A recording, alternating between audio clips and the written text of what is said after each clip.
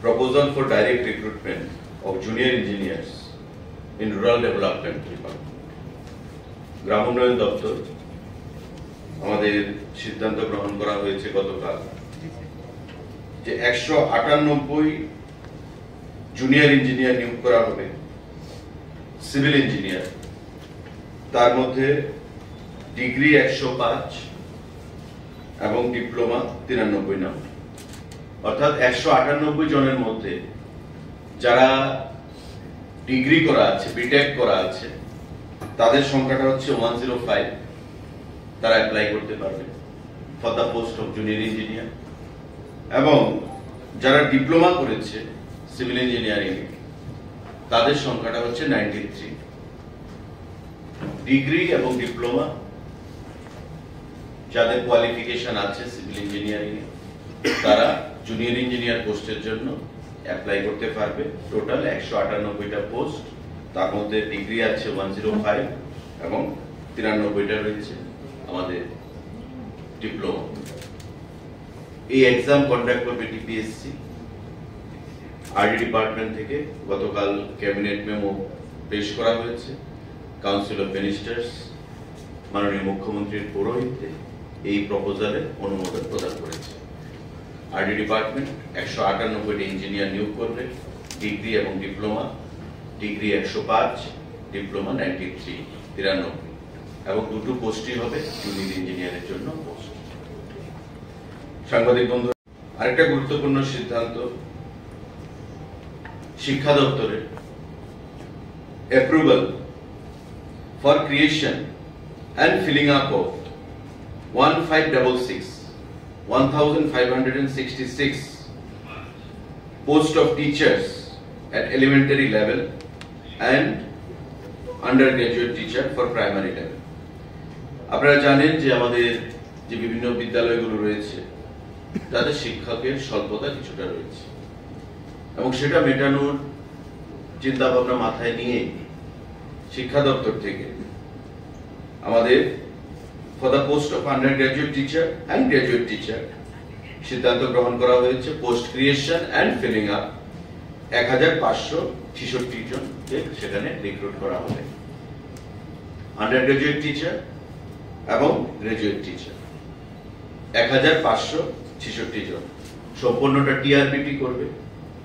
যে টিআরবিটি আপনারা জানেন টেটের মাধ্যমে যারা আমাদের টেট সেখানে পরীক্ষা গ্রহণ করছে টিআরবিটি, সেই টিআরবিটি যে গাইডলাইন রয়েছে সেই গাইডলাইন মোতাবেক 1566 জন আন্ডার গ্রাজুয়েট এবং আমাদের গ্রাজুয়েট টিচার সেখানে নিয়োগ করবে। গতকাল ক্যাবিনেটের মিটিং এ সেই সিদ্ধান্ত গ্রহণ করা হয়েছে। গ্রাজুয়েট টিচার সেটা দপ্তরের কাছে রয়েছে। এটা one time creation and filling এসছে একসঙ্গে। আগে কি হতো, পোস্ট ক্রিয়েশন হতো, তারপর আবার ফিলিং আপ জন্য আসতো। তো বর্তমানে আমরা in one go creation and filling up একসঙ্গে ক্যাবিনেট অনুমোদন দিয়েছে। তার মধ্যে আমি আপনাকে পেপার 1 না, এখানে ব্রেকআপটা এখানে দেওয়া হয়। এটা তার পরবর্তী সময় স্কুলগুলোর সঙ্গে আলোচনা করে রিকুইজিশন এনে সেই সিদ্ধান্ত গ্রহণ করা হবে। তো টোটাল আজকে যে কিউমুলেটিভ ফিগারটা আছে সেটা হচ্ছে 1566 1566 আন্ডার গ্রাজুয়েট এবং গ্রাজুয়েট টিচার সেখানে নিয়োগ করা হবে। এটা অলরেডি ক্যাবিনেট অনুমোদন দিয়ে দিয়েছে। টিআরবিটি যে প্রেসক্রাইব যে গাইডলাইন রয়েছে সেই গাইডলাইন মোতাবেক সেই সিদ্ধান্ত গ্রহণ করবে। সাংবাদিক বন্ধুরা, আরেকটা গুরুত্বপূর্ণ সিদ্ধান্ত নোটে দিয়ে দেওয়া হয়েছে। The Council of Ministers has given kind consent for creation and filling up of 1566 number post of teachers, undergraduate হচ্ছে 1099, undergraduate হচ্ছে 1099 and graduate হচ্ছে 467 এবং undergraduate হচ্ছে 1099, টোটাল 1566। আপনার জিটিটাও হয়ে গেল, ইউজিটিটাও হয়ে গেল। জিটি হচ্ছে 1099 এবং ইউজিটি হচ্ছে 467। আন্ডার গ্রাজুয়েট হচ্ছে 1099 আর জিটি হচ্ছে 467। ঠিক আছে, এটা হচ্ছে total 1566। Creation and filling up in one গো, এটা সিদ্ধান্ত গ্রহণ করা হয়েছে ক্যাবিনেটের তরফ থেকে। সাংবাদিক বন্ধুরা, আমাদের বিদ্যাজ্যোতি স্কুল 125টা সিবিএসসি অ্যাফিলিয়েটেড, সারা রাজ্যে পঠন পাঠন সেখানে প্রক্রিয়া চলছে। এবং আগেই সিদ্ধান্ত গ্রহণ করা হয়েছিল যে বিদ্যাজ্যোতি স্কুলগুলোতে সারা রাজ্যে যে রয়েছে 125টা স্কুল, তাতে স্পেশাল এডুকেটর নিয়োগ করা হবে। গতকালকের ক্যাবিনেটের মিটিংয়ে সিদ্ধান্ত গ্রহণ করা হয়েছে proposal for filling up of 112 post of special educator on fixed pay basis under the education school department. অর্থাৎ এই যে 112খানা স্পেশাল এডুকেটর, সেটা সবাই বিদ্যাজ্যোতি স্কুলগুলোতে প্রদান করা হবে। এবং তার আগেও সিদ্ধান্ত গ্রহণ করা হয়েছিল 200 পোস্ট ক্রিয়েট করা হয়েছিল বিদ্যাজ্যোতি স্কুলের জন্য, কিন্তু এই 200 পোস্টের মধ্যে সবগুলো নিয়োগ করা যায়নি। গতকাল ক্যাবিনেট 112টা অনুমোদন দিয়েছে, ফিনান্স অ্যাপ্রুভাল দিয়েছে এবং ক্যাবিনেট অনুমোদন দিয়েছে মাননীয় মুখ্যমন্ত্রীর পৌরোহিত্যে এই 112 জন স্পেশাল এডুকেটর এই বিদ্যাজ্যোতি স্কুলে সেখানে নিয়োগ করা হবে আগামী দিনে। তো স্কুল এডুকেশন ডিপার্টমেন্টের আপনারা দেখলেন যে 112, তার আগে আমাদের 1566 জিটি এবং ইউজিটি টিচার, এবং আরডি ডিপার্টমেন্টে 198 ডিগ্রি এবং ডিপ্লোমা হোল্ডারদের জন্য 105 এবং 93 টোটাল ডিগ্রি এবং ডিপ্লোমার সিভিল ইঞ্জিনিয়ারের জন্য চাকরির যে সংবাদ বা অনুমোদন, সেটা গতকালকের ক্যাবিনেটে প্রদান করা হয়েছে। এই 3টি গুরুত্বপূর্ণ সিদ্ধান্ত গ্রহণ করা হয়েছে চাকরির ক্ষেত্রে। এবং 151 number post of warder under home department, jail ডিপার্টমেন্টে 151 জন ওয়ার্ডার সেখানে পোস্ট ক্রিয়েট করা হয়েছে। খুব শীঘ্রই দপ্তর থেকে সেগুলো সম্পূর্ণভাবে নিয়োগ করা হবে। এই নতুন পোস্টগুলো ক্রিয়েট হয়েছে 151 জন জেল ডিপার্টমেন্টের ওয়ার্ডার হিসেবে।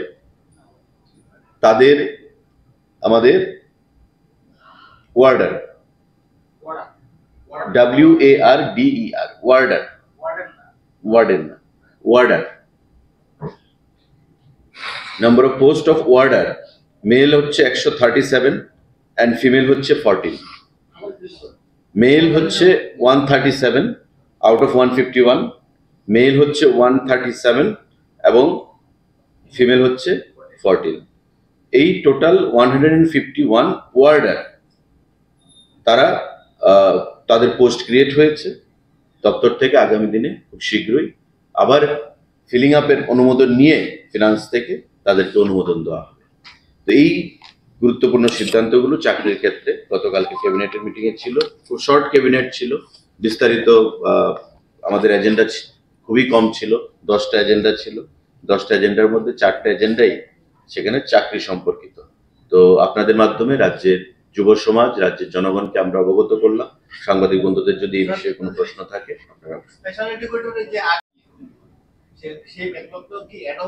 না, আজকে যেটা মানে গতকালকে যেটা সিদ্ধান্ত হয়েছে 112, আমি বলেছিলাম পোস্ট ক্রিয়েট হয়েছিল কিন্তু রিক্রুটমেন্টটা প্রসেস চলছিল। তো নতুন করে 112টা আবার অনুমোদন দিয়েছে। আপনি জানেন যে নিশ্চয়ই একবার যখন পোস্ট ক্রিয়েট হয়, যদি 1 বছরের মধ্যে সেটা ফিল আপ না হয়, সেটা ল্যাপস হয়ে যায়। তারপর এটাকে আবার রিভ্যালিডেট করতে হয়, নতুন করে রিক্রিয়েট করতে হয়। এবং যেহেতু আগে ক্রিয়েশন ছিল, সেখানে এখন ফিলিং আপ একসঙ্গে নিয়ে 112 জনকে আমরা খুব শীঘ্রই তাদেরকে রিক্রুটমেন্ট করা হবে। 2022 সালের বেশ কয়েকজন ছাত্রী করে নিয়েছে, তাদের নিয়োগের ক্ষেত্রে গতকাল ক্যাবিনেটে কোনো সিদ্ধান্ত হয়েছে কি স্যার এই বিষয়টা নিয়ে? না, সে বিষয়ে কোনো সিদ্ধান্ত হয়নি। দেখুন, আমি বলছি, আমি গভর্নমেন্টের স্পোকসম্যান।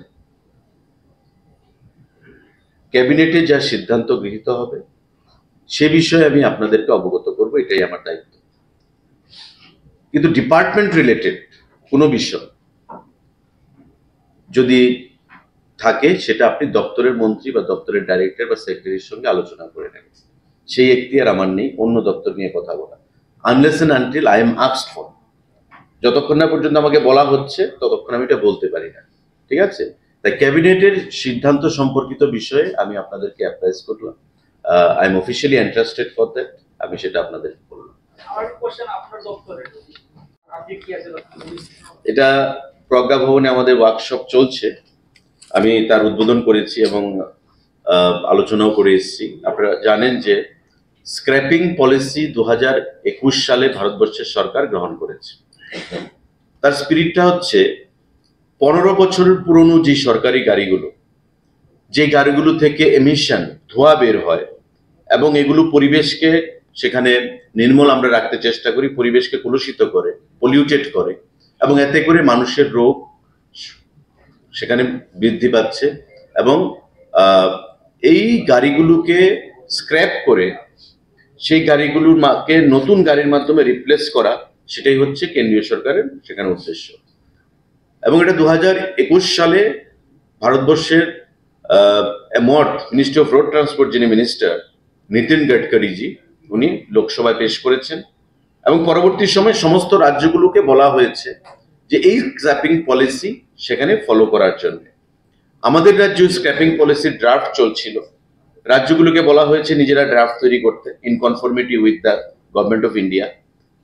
আমরা গভর্নমেন্ট অফ ইন্ডিয়ার সঙ্গে লাইন রেখে তাদের নমুনাকে ফলো করে আমরাও ড্রাফট করেছি এবং এটা গত ক্যাবিনেটের আগের ক্যাবিনেটে অনুমোদন পায়। এবং সেই স্ক্র্যাপিং পলিসি আমরা সরকারের যতগুলো দপ্তর রয়েছে, প্রায় 412টা গাড়ি, প্রতিটা দপ্তরের টোটাল 412টা গাড়ি সেই স্ক্র্যাপিং পলিসিতে আওতায় আসবে, যেগুলোর বয়স 15 বছরের বেশি হয়ে গেছে। আজকে প্রজ্ঞা ভবনে আমাদের transport secretary, transport commissioner, minister হিসেবে আমিও সেখানে ছিলাম এবং লাইন ডিপার্টমেন্টের বিভিন্ন আধিকারিকদেরকে নিয়ে, কারণ এই যে 412টা গাড়ি সেটা তো বিভিন্ন দপ্তরের মিলিয়ে এই 412টা গাড়ি সংখ্যাটা আরো বাড়তে পারে, যাদের বয়স 15 বছরের বেশি। তো তাদেরকে বলা হচ্ছে যে তোমরা আগে আপনারা বিষয়টা বুঝুন, যদি কোনো কোশ্চেন থাকে, কোয়ারিজ থাকে, সেগুলো ইন্টারেকশন করুন, এক্সপার্টরা আছে। এবং যারা এই স্ক্র্যাপিং পলিসিটাকে ইমপ্লিমেন্ট করবে, এমএসটিসি, এটা ভারতবর্ষের স্টিল কোম্পানির মানে মিনিস্ট্রি যে রয়েছে, স্টিল অথরিটি অফ ইন্ডিয়া, সেই মিনিস্ট্রির আন্ডারে এই এমএসটিসি, এটা একটা নবরত্ন কোম্পানি। এমএসটিসি কে ভারতবর্ষের সরকার দায়িত্ব দিয়েছে এই স্ক্র্যাপিং পলিসিটাকে ইমপ্লিমেন্ট করতে। তো তাদের প্রতিনিধিরাও আজকে আমাদের এই ওয়ার্কশপে রয়েছেন, আমাদের বিভিন্ন লাইন ডিপার্টমেন্টের আধিকারিকরা রয়েছেন, তারা ব্যাপারটা ভালো করে বুঝবে। যদি কোনো কোয়ারিজ, কোশ্চেন থাকে তারা জিজ্ঞাসা করবে টেকনিক্যাল পার্সনদেরকে। এবং আমি আশা করব আমাদের প্রধানমন্ত্রী মোদিজি বা ভারতবর্ষের সরকারের যে উদ্দেশ্য, যে কার্বন মনোক্সাইডের যে গ্যাস যেগুলো বের হয় আমাদের পুরনো গাড়িগুলো থেকে এবং মানুষের স্বাস্থ্য রক্ষার ক্ষেত্রে যেগুলো খুব ক্ষতিকারক, সেই জিনিসগুলো কথা মাথায় রেখে আমাদের 15 বছরের পুরনো যে গাড়িগুলো সেগুলো স্ক্র্যাপিং এর জন্য তারা সহযোগিতা করবে।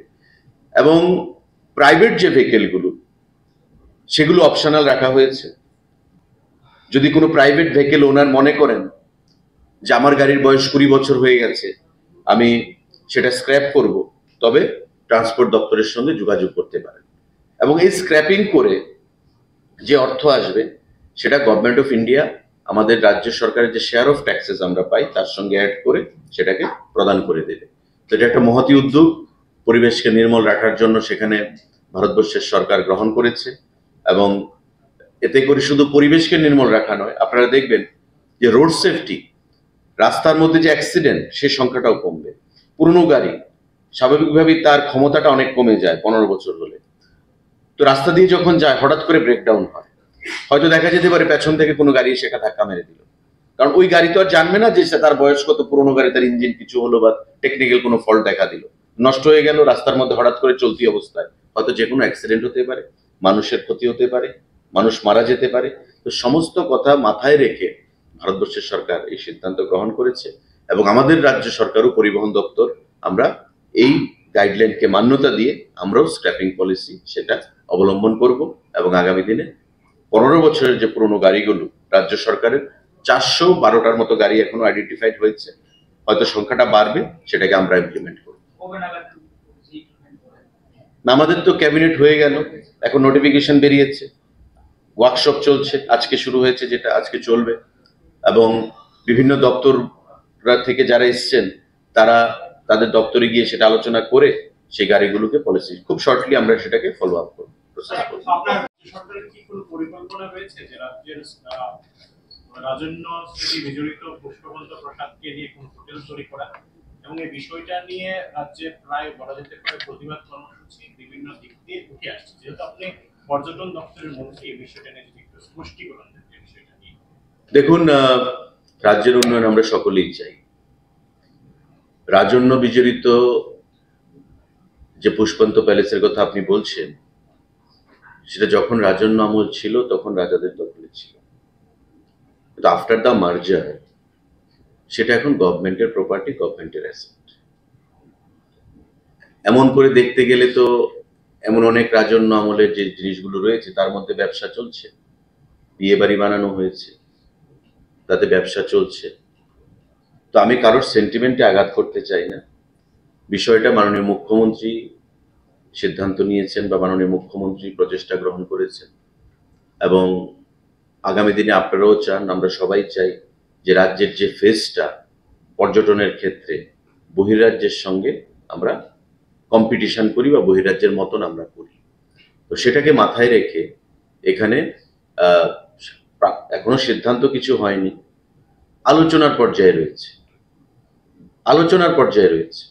কিন্তু আমি সবাইকে আহ্বান জানাবো যে এটা বর্তমানে গভর্নমেন্ট অ্যাসেটের মধ্যে গভর্নমেন্ট যে কোনো ধরনের সিদ্ধান্ত গ্রহণ করতে পারে।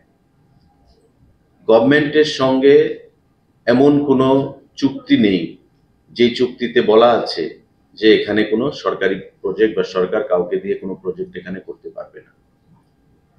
আমার যতটুকু নলেজ রান করে সেটা হচ্ছে যে আমাদের যে আগের যে বিধানসভা, মানে বর্তমান যে আমাদের প্যালেস, সেই প্যালেসকে মিউজিয়ামে পরিণত করার একটা প্রস্তাব ছিল, সেটা করা হয়েছে, মিউজিয়ামে কনভার্ট করা হয়েছে, এবং আমরা সেটাকে আরো কিভাবে শ্রীবৃদ্ধি ঘটানো যায় আগামী দিনে সেটা আমরা করব। রাজ্যের উন্নতিতে, রাজ্যের কে সামনের দিকে পর্যটনের ক্ষেত্রে বা সমস্ত দিক থেকে এগিয়ে নিয়ে যাওয়ার জন্য সকলের সহযোগিতাই আমরা কামনা করি। তো স্বাভাবিকভাবেই রাজ্য সরকার যদি কোনো সিদ্ধান্ত নিতে চায় সে বিষয়ে আমি মনে করি প্রত্যেক অংশের মানুষকে এটা বাধা বিপত্তি না করে সেটাতে এগিয়ে আসা উচিত, এতে করে আমাদের রাজ্যের নাম সুনাম বৃদ্ধি পাবে। সরকারের শরিক দলের তরফ থেকে এই ব্যাপারে বিরোধিতা এসেছে। না, সেটা আমরাও দেখেছি, আপনারাও দেখেছেন, সেই বিষয়েই প্রশ্নটা এসেছে। এই ব্যাপারে বলছি যে সরকার সরকারি জায়গাতে করতে পারে বলে আপনি এক্ষুনি বললেন। না, আমি এই কথা বলিনি। সরকারি জায়গাতে সরকার, বর্তমানে বলছি যে জায়গাটার কথা বলা হচ্ছে, it is a now government property, আমি সে কথা বলেছি। তো গভর্নমেন্ট প্রপার্টি হিসেবে সরকার কাকে লিজ দেবে বা সরকার, অনেকে বলছে যে আমাদের সঙ্গে আলোচনা করা হয়নি, এখন এটা প্রাইভেট প্রপার্টি নয়। প্রাইভেট প্রপার্টি হলে সেটা বিষয়টা অন্য জায়গায় মাত্রা পেত। আমি কারোর ভাবাবেগকে আঘাত করতে চাই না, কারোর সেন্টিমেন্টকে আমি আঘাত করতে চাই না। আমি কারোর কালচার, ট্রেডিশন, হেরিটেজ, কাস্টমস এগুলোকে সম্মান জানিয়ে আমি বলছি যে রাজ্যের উন্নয়নে সকলকে এগিয়ে আসা উচিত।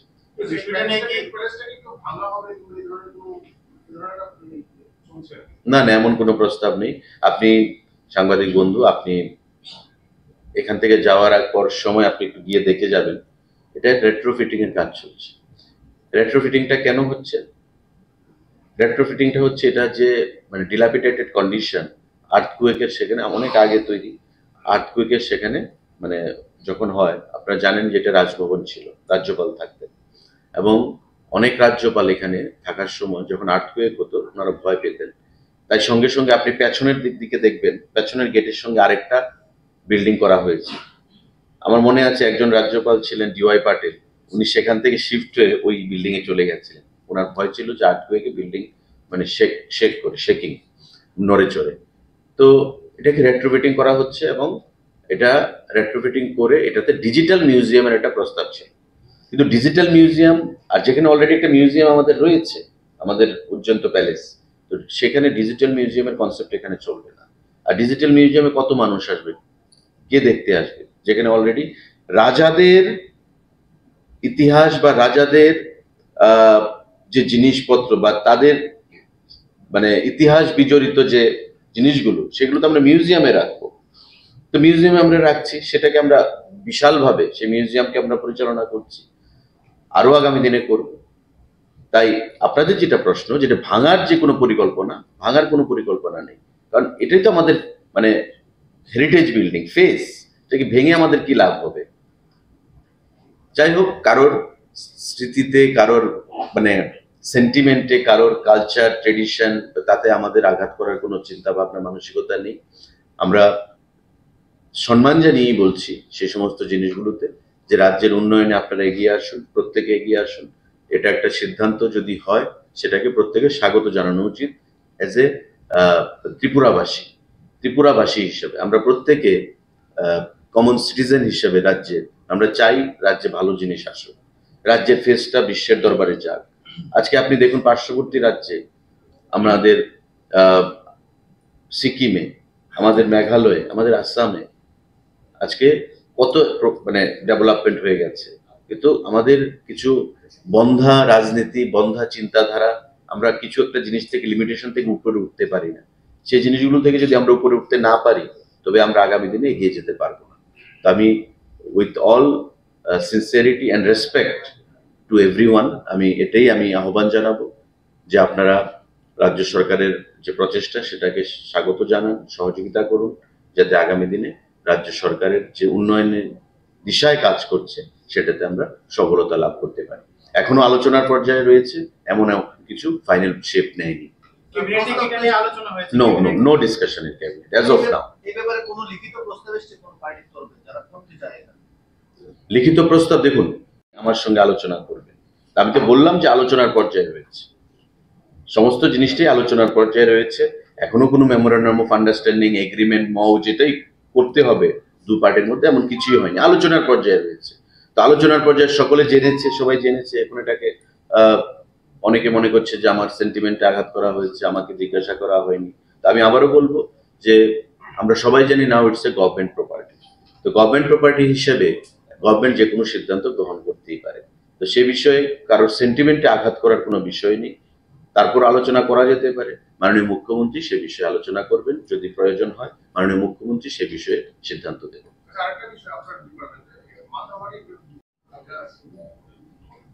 এটা আমাদের বিশাল অ্যাচিভমেন্ট আমি বলবো।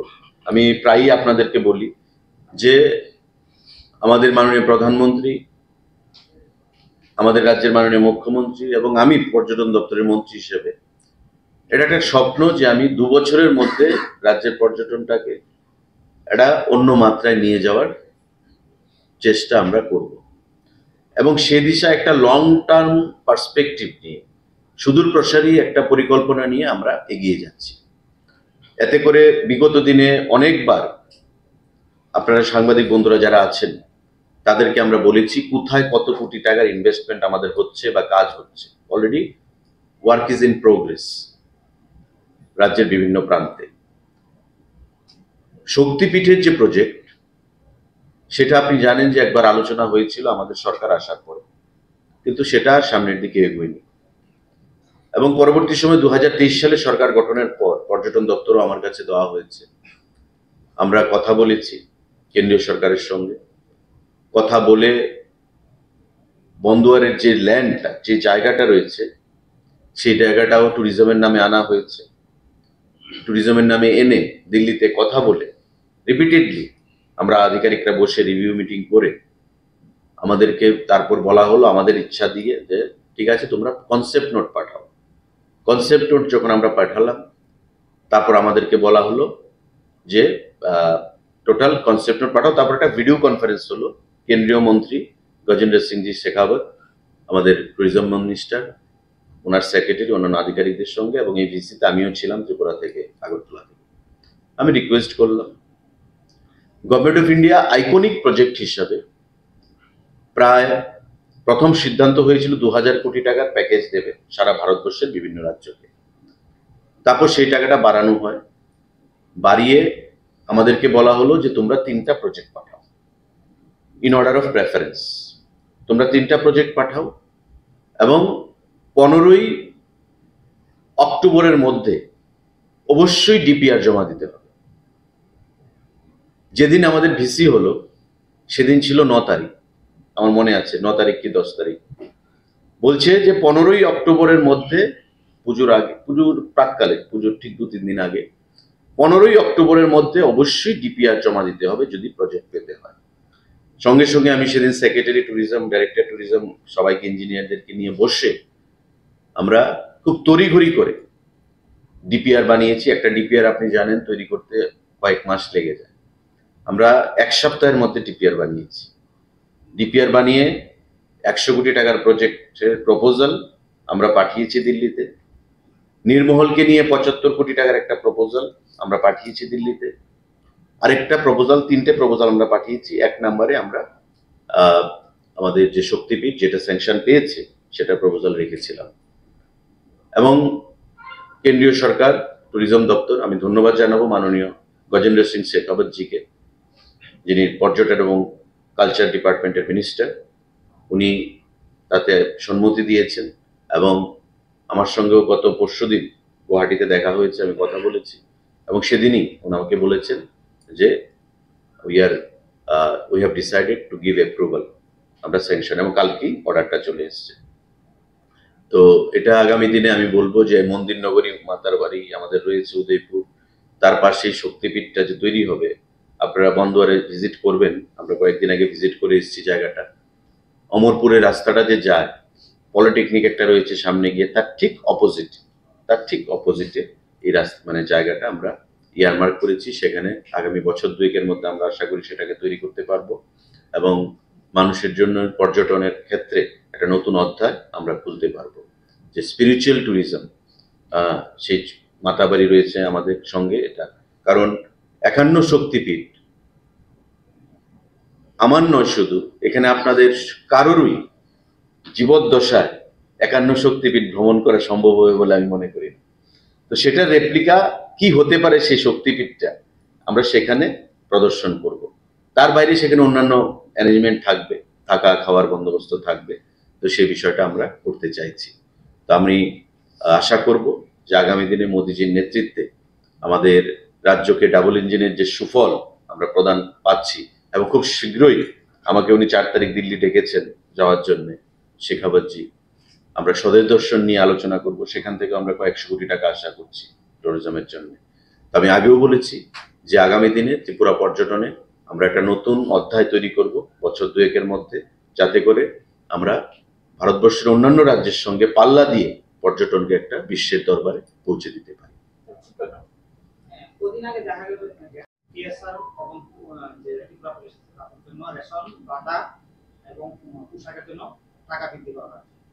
সেই ক্ষেত্রে ট্রাফিক পুলিশ এবং ফায়ার সার্ভিস যে পুলিশ কর্মীরা আছে তাদেরকে বঞ্চিত করা হচ্ছে। তাদের ভিতরে একটা ক্ষোভ জমে আছে যে তারাও এই পুলিশের আন্ডারেই পড়ছে এবং তারা সরকারি একজন কর্মী, তো তাদেরকে কেন বঞ্চিত করা? দেখুন, আপনি প্রশ্নটা আগেও করেছিলেন, সেদিন আপনি ট্রাফিক পুলিশ তাতে আসবে কিনা এইভাবে জিজ্ঞাসা করেছিলেন, আজকে আপনি অন্যভাবে করছেন। তো যাই হোক, so far my memory runs, traffic police is a part of police. যারা ট্রাফিকে আছে, আমার মনে হয় আপনার কোনো ভাই বন্ধু ট্রাফিকে আছে, বা আপনার শ্বশুর বাড়ির দিকে কেউ আছে, বারবার ট্রাফিককে টেনে আনছে। তো আমি বলছি traffic police is a integral part of police. যারা ট্রাফিকে কাজ করে তারা পুলিশ ডিপার্টমেন্ট থেকেই যায়। আবার দেখবেন আজকে আমি ট্রাফিকের ড্রেস পরে রাস্তায় ডিউটি করছি, কালকে হয়তো আমি দেখবেন পুলিশের খাকি বর্দি পরে আমি বন্দুক নিয়ে হয়তো ডিউটি করছি। তো ট্রাফিক পুলিশের আলাদা কোনো মানে রিক্রুটমেন্ট পলিসি নেই, বা ট্রাফিক পুলিশ আলাদা একটা ইউনিট এমন নয়, ট্রাফিক পুলিশেরই পার্ট। তো পুলিশ যদি পায়, আমি ট্রাফিকও পাবে বলে আমি আশা করি। তারপর আমি মাননীয় হোম মিনিস্টার বা মুখ্যমন্ত্রীর সঙ্গে বা ডিজিপির সঙ্গে কথা বলবো। আর ফায়ার সার্ভিস সেটা আলাদা ডাইরেক্টরেট। ফায়ার সার্ভিসের কাজটা কিন্তু পুলিশের মতো নয়। ফায়ার সার্ভিসের কাজটা হচ্ছে অগ্নি নির্বাপক, আগুন নেভানোর কাজ। ফায়ার সার্ভিসকে দিয়ে আমি ল অ্যান্ড অর্ডার ডিউটি করাই না। ফায়ার সার্ভিসকে দিয়ে আমি আগুন নেভানোর কাজ ছাড়া অন্য কোনো কাজ কিন্তু আমি করি না, ঠিক আছে? তো ফায়ার সার্ভিসকেও কি করে দেওয়া যায় নিশ্চয়ই আমি আগামী দিনে মাননীয় মুখ্যমন্ত্রীর সঙ্গে সে বিষয়ে কথা বলবো। কিন্তু ট্রাফিক পুলিশের যে ইস্যুটা, সেটা আপনার পুলিশেরই পার্ট, তারা traffic police. Thank you. Sir একটা জিজ্ঞাসা ছিল, স্যার বললেন সরকারি 412টা গাড়ি, প্রাইভেট সেক্টরের জন্য এটা অপশনাল কেন রাখা হলো? Since it also creates health Hazard. No, it is a very important question, but private vehicles are used single-handedly. If you have a vehicle that is not used for official purpose, that is used exclusively by yourself only. কিন্তু official যে vehicles গুলো আছে সেগুলো ধরুন বছরের পর বছর ধরে মেনটেনেন্সটা হয় না, তো স্বাভাবিকভাবে ডিজেলটা চেঞ্জ হচ্ছে না। আপনি একটা গাড়ি কিনলেন, আপনি কিন্তু কি টাইমলি এটাকে আপনি সার্ভিসিং করাচ্ছেন। আপনি নিজেকে যেমন ভালোবাসেন, ডাক্তার দেখান অসুস্থতা বোধ করলে, আপনার গাড়িটাকেও কিন্তু আপনি 3 মাসের মধ্যে না হলেও 4 মাসের মাথায় আপনি সার্ভিসিং করাচ্ছেন।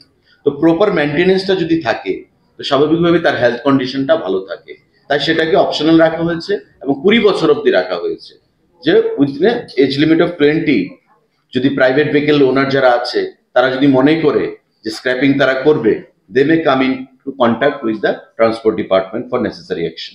স্যার আমি মেইনলি বলতে চাইছিলাম বাস, লরি, এগুলি তো আরো বেশি মানে দূষণ করছে এই জায়গাটা।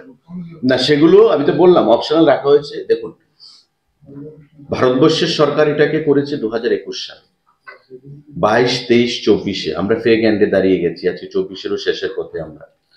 তো সারা দেশে সার্কুলার দেওয়া হয়েছে, কোনো কোনো রাজ্য করছে, কোনো কোনো রাজ্য করছে না। বাট যেহেতু আমরা দিল্লিতে এবং রাজ্যে একই সরকার, we must work in conformity with government of India, in line with government of India. তো সেক্ষেত্রে আমাদেরও এটাকে ড্রাফট করে ম্যাটেরিয়ালাইজ করতে, ইমপ্লিমেন্ট করতে আমাদের কিছু সময় লেগেছে, এবং ক্যাবিনেটও একবার এসছে, তারপর কিছু টেকনিক্যাল প্রবলেম ছিল, সেটা ড্রপ হয়েছে। এখন টু স্টার্ট উইথ আমরা দেখি যে 412টা গাড়ির রেসপন্সটা কেমন, how it goes to start with, তারপর দেখে আমরা ধীরে ধীরে সেটাকে প্রাইভেট ভেহিকেলের ক্ষেত্রেও আমরা ম্যান্ডেটরি করব। কেননা ইদানিং কালে দেখা যাচ্ছে মোবাইলে যে air quality is very poor, like in Delhi. দিল্লিতে আরো খারাপ। আপনি দিল্লিতে যে এয়ার কোয়ালিটির যে ইন্ডেক্স, যেটা আপনি দেখবেন ভারতবর্ষের মধ্যে সব থেকে মানে হ্যাজার্ডাস আমি বলবো। তো আমাদের রাজ্যে সেই পরিমাণ নেই, কিন্তু তারপরেও আগামী দিনের জন্য প্রিকশনারি মেজার আমাদেরকে নিতে হবে, সো দ্যাট আমরা এই যে স্ক্র্যাপিং এর মাধ্যমে আমরা পরিবেশকে নির্মল রাখতে পারি। তো আমি বললাম যেটা সরকারিভাবে গাড়িগুলো আমরা আগে করি, তারপর আমরা প্রাইভেটটাকে ম্যান্ডেটরি করব। Thank you. 412টার মধ্যে কেআরটিসির বাসটা সব রয়েছে। প্রাইভেট কার স্ট্র্যাটেজি কোনো স্যার লেটেস্ট আপডেট আছে।